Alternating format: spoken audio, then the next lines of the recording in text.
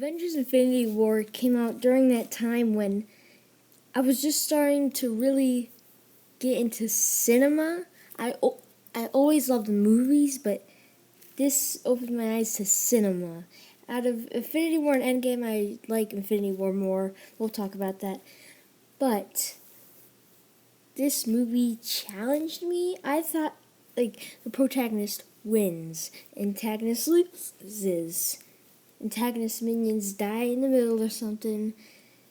It always goes by that normal generic MCU or any other superhero movie or any movie kind of way.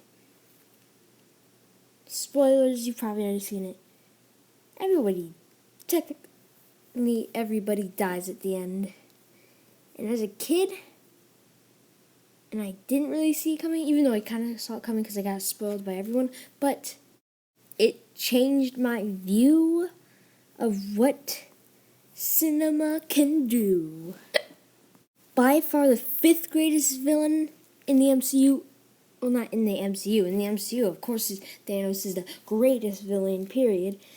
But fifth greatest villain in cinematic history. He can't beat out all the others, but I understand his motivation. I thought he was just going to be another big bad, just wants to destroy the planet, take over the universe. He does, but for what he thinks is the greater cause. I mean, I side with both sides, Thanos and our superheroes, but it's hard to completely side with Thanos when he does some questionable actions towards the one he loves to do the thing that he believes is right. I can see someone going that far to do something he truly believes in, and I just love Thanos so much. His animation is amazing. He's beautifully portrayed by Josh Brolin.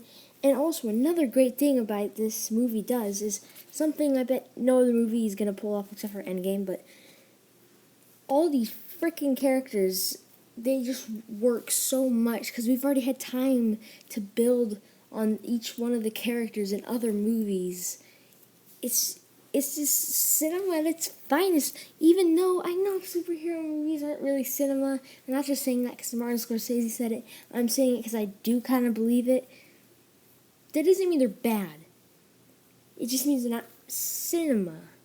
Like the quiet films with gangsters, Don Corleone, The Good, the Bad, and the Ugly, all those movies.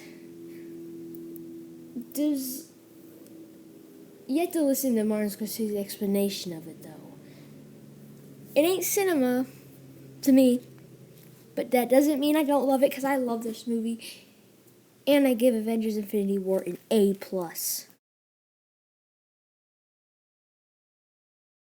Now, I hope you enjoyed this review, but Spider-Man Homecoming. So with the MCU movies, I've reviewed them all, except for Endgame, that's coming.